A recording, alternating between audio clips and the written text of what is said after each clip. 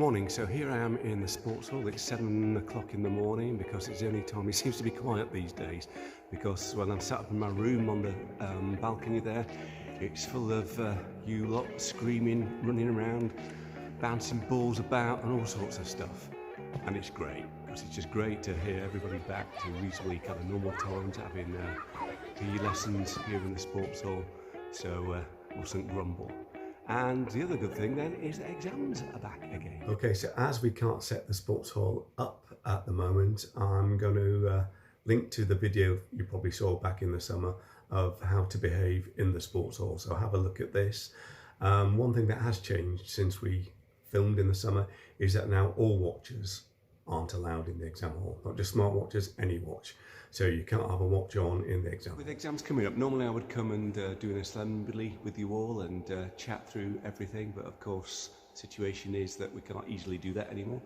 So I just put some ideas together here, so when you do come to do your exams, you'll have some idea of what to expect.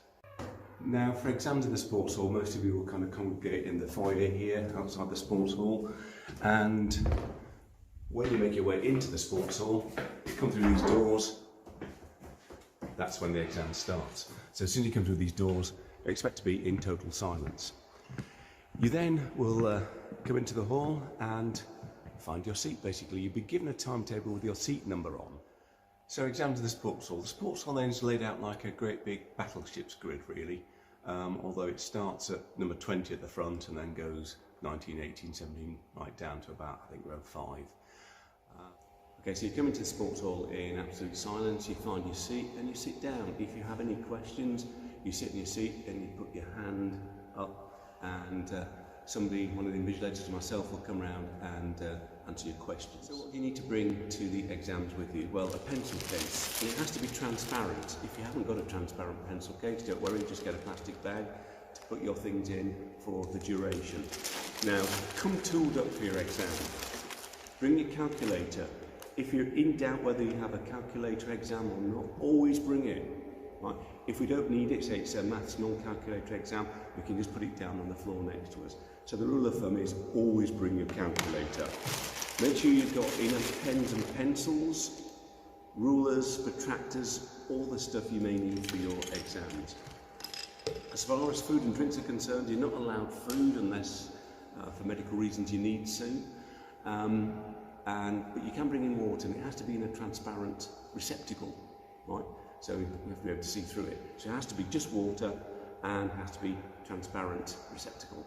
Now, once you get into the exam, you need to put that on the floor by the side of you, basically so that it doesn't spill all over the exam you've just written. Of course, other do's and don'ts, you cannot bring in a mobile phone into the hall. And you should not have a smartwatch either. So we've got a box at the front of the hall. If you've got a smartwatch, like this one, you have to hand that in. If you've got a watch that isn't a smartwatch, you can take it off your wrist and put it on the desk in front of you. So nothing on your wrists at all.